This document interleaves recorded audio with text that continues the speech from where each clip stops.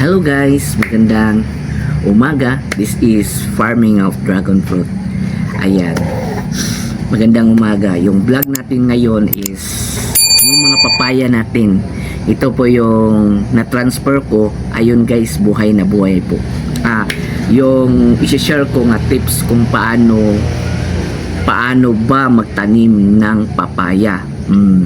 Ako is hindi ako gusto na gayang-gaya. Gusto ko sa akin na diskarte.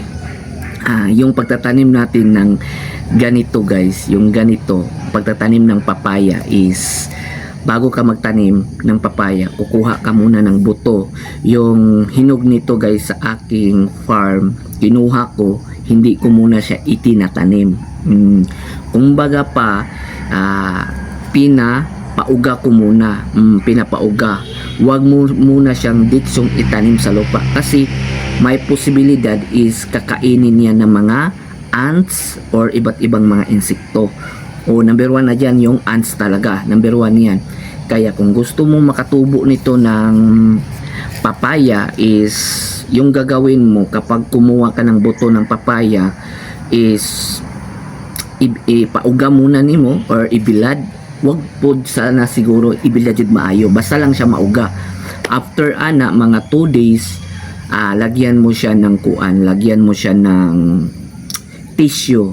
Yung tissue, lahat ng buto doon mo ibutang sa tissue. At pagkatapos diyan, imo siyang baluton.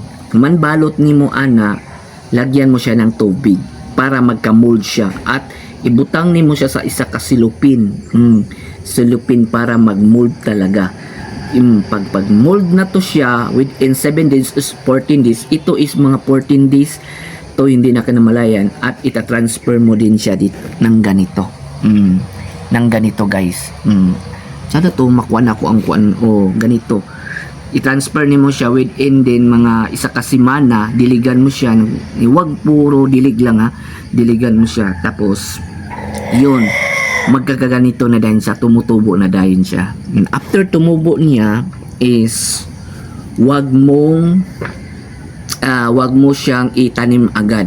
Pag tumubo na siya ng ganito, wag mo siyang itanim agad. Katulad nung video ko na ganito, dini ko siya nilagay tapos i-transfer ko na siya ng ganito is kailangan mo talagang kuan siya og mga sobra 14 days or 7 days. Pag marami na siyang mga ganito guys, mga dahon, pwede mo na siyang itanim. Kaya tiyaga talaga sa pagtatanim. Ako madiskarte ako, hindi ako gusto ng gayang-gaya. May nakikita ako sa mga YouTube na yun, tutorial lagi, pero ako lahi akong diskarte.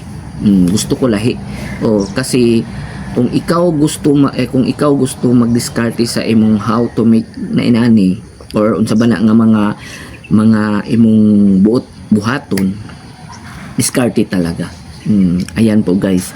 At ito yung punla natin is ita-transfer natin. Alagaan lang natin. Kita niyo yung vlog ko guys ng ganito guys. Hatik sa bunga talaga. Yung mga buto ng ganito is kinukuha ko at ito na rin sila. Kaya sa pagtatanim ng papaya is kailangan mo talagang alagaan. Huwag mong itanim tips ko lang sa pagtatanim. Kung gusto nyo tumanim ng papaya is huwag muna ninyong itanim agad. Kasi hindi talaga tutubo yan. Kakainin lang yan ng mga insekto. Ayan po guys. Yung gagawin natin ngayon is ito. Dito natin siya ilagay. And then nagpapasalamat din ako kasi may bibili ng papaya natin na seeds. Mga pulo po yung paliton niya. Pero hindi po natin ito ibibigay kapag hindi pa po siya naka-recover. Kasi gitransfer gali nato sa diri. Gitransfer nato sa dari para hindi po natin i-transfer agad sa lupa. Kasi hindi pa siya boylo o ugat. Kailangan pa man na siya manambok guys. Kanang ganito, manambok pa na siya. Manambok pa na. Kita ninyo nga niwang, it means manambok pa na siya. Mudako pa na siya. Pag mudako na siya at marami na siyang dahon, pwede na natin siyang i-transfer. Kaya kung ato na siyang i-transfer, panalitan, i-transfer natin ito guys. I-transfer natin sa lupa. May posibilidad kung mamatay yun siya kay kuan man siya kanang sa pod pag layo imong farm matambunan sa mga sagbot niwang man siya kailangan malalaki na talaga. Malalaki na yung ating i-transfer. Ganyan po guys yung pagtatanim ng papaya. Huwag niyo nang pansinin yung gisi-gisi ko guys. Ganyan po talaga ang pagtatanim ng papaya. Hindi po ako nanggagaya and then may own lang talaga. May own na akong diskarte guys. Kaya ita-transfer natin siya dito at kapag nagtatanim na kayo ng papaya guys, sa akin lang para hindi siya maglalaki ng pataas yung papaya nyo. Sa ako lang niya may own ganito. Ganito po. Pwede maglagay ng ganito. Organic po ito. Lukuan po ito kanang iti nga compost. Pwede yan. Pero wag natin lagyan ng kasi po kapag naglalagay ka sige nimo siya butangan og mga pangkuan. Sige siya magtaas and then pagtaas niya minus yung bunga. And then di ka maka-harvest kaya taas naman. Kung gusto mo is yung natural talaga. Yung sa akin doon sa yung doon sa akin sa bukid is yun talaga. Hindi ko siya nilagyan ng marami. Nakakuha ko ng idea nga wag nating lagyan ng maraming mga fertilizer. Kasi po kapag although magproduce talaga siya ng marami kapag nilagyan mo lang siya ng kanabitang ordinary lang ng mga inani guys. Mga inani magpo-produce talaga ng marami siya. Kaya yun guys, hindi pa ko marunong kuan din pero yun, ito po siya na mga papaya is mabubuhay na talaga ito. Kasi naka-transfer na sila. Ganito po yung buhay na po sila. Gawas kung imo nang inanaon, mamatay yun na. Pero mabubuhay na talaga ito guys. Kaya mainit na guys. Ang tips ko lang sa pagtatanim ng papaya is with all your heart and then confident ka sa imong pagtanom and then kanabitang sa imong pagtanom nga naka-spot na asan nimo siya itanom. Alagaan mo lang. Kapag inalagaan mo yung pananim mo, dun bibigyan ka talaga ng hinggit pa sa inaasahan mo na bunga. Kaya yun guys, transfer natin ito guys kaya yun, hindi pa ako mahiling ganun lang. Kung gusto kayo magtanim ng papaya is tips ko lang talaga, wag nyong wag nyong itanim diretso sa lupa bagging or mas maganda talaga yung tissue. Yun ang ginagamit ko sa aking passion fruit. Passion fruit din hindi ko muna siya kasi yun sure ball na yung insekto dyan. Kaya yun guys, tuloy-tuloy lang tayo. Let's go. Ayan po guys, dito natin ilagay yung kuan natin guys, yung tawag papaya, para hindi ko muna siya ilalagay dito kasi overlooking kaysa kanang init. Actually guys, yung papaya talaga is kapag nagtatanim tayo ng papaya, wag natin ilagay sa makulimlim na mga wag tayong magtanim dyan, kundi sa init talaga yung papaya natin. Mainit talaga. Kaya pag ganito lang talaga is hindi natin siya ilalagay sa mainit kasi baka masunog. O pag nagtatanim na kayo na malaki na yung papaya, huwag nyung ilagay sa makulimlim na hindi siya nasisikatan ng araw kasi mahina po yung ipoproduce niya na bunga. Kailangan talaga sa mainit, makikita lang siya ng init. Ayun, compact yung bunga niyan. Kasi yung doon sa farm ko may isang ganito, hindi talaga siya nakaproduce ng bunga ng marami kasi hindi siya nasisikatan ng araw Kaya yun, tips ko lang kung magtanim mo is doon talaga sa mainit. Pero pag ganito, wag mo na natin ipainit kay baka masunog. Wala tayong tatanim. Kaya let's go guys.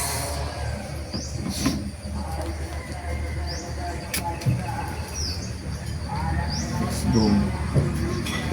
Actually guys, may order na po tayo dito na kuan. Order natin is napulo atong order. Tagaan na lang ato kay lisod man po. Sayang, diba nakabinta tayo. Nakabinta tayo guys, diba? Sa pagtatanim lang. Salamat kayo sa inyong kuandiya, sa inyong take of time. Ayan, masusunog kasi siya kapag hindi natin siya lagaan din kapag ganito guys. Huwag talagang permi diligan yung mga papaya natin, ha, huwag natin diligan na masyado kasi baka ma-overflow. Diskarte ko lang ito guys, ha, madiskarte lang ako guys. Kaya yun, ginaganito ko talaga. Ayaw kong masisira yung mga pananim natin guys. Kaya wag po natin ito i-transfer agad, ha, wag po natin itong i-transfer agad kasi para hindi kawawa yung mga papaya natin. Katulad nito guys, medyo tambok-tambok na siya. Makikita nyo, i-update ko rin kayo pagkuan na siya guys. Pag malaki na yan ganito, maganda tignan.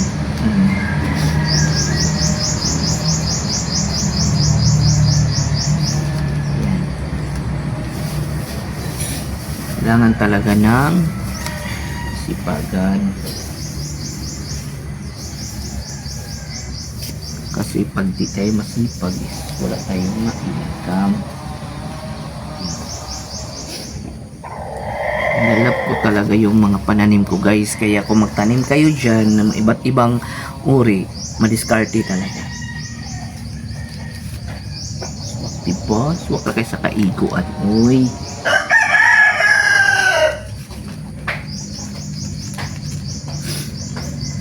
yun guys, so malalaki na siya guys. So diba, inahan kayo ko guys. Yan, ganyan lang po ang pagtatanim ng guys ng papaya. Wala na po, isa lang.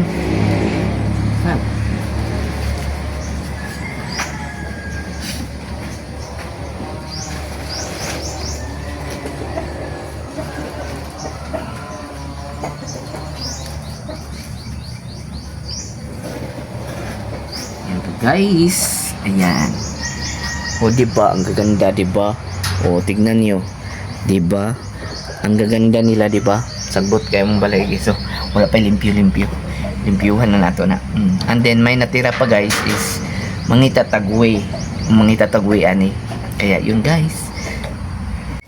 Yan guys, nakahanap na tayo ng paraan kung paano natin siya kuhanin. Ayan, nakahanap na tayo ng paraan guys. Ayan. Igo na ito, kasya na ito guys. Kasi gusto ko talaga yung mga pananim ko is safety talaga. Kaya yun, growing my papaya is here. And ayun, thank you. Managed siya. Okay. And then dito na lang po tayo sa ating pagbablog guys. Kasi yan, para in case of emergency ato siya guys. Ayan, o diba? Ang gaganda diba yung mga kuan natin papaya. Mamaya pag ipakuan ko muna ito sa sunlight, pero mamaya ang lakas ng init ito guys. Kaya guys, salamat sa inyong paglantaw sa aking vlog. Maskin hindi pa tayo marunong mag-expect, pero tinatry ko. Ang sa pagtatanim lang talaga is marunong tayong madiskarte talaga ang number one. At nilalab natin yung mga pananim natin. Ilab mo lang sila, i-care mo lang sila, bibigyan ka ng marami dyan. Kaya yun, salamat. Thank you for watching. Babu.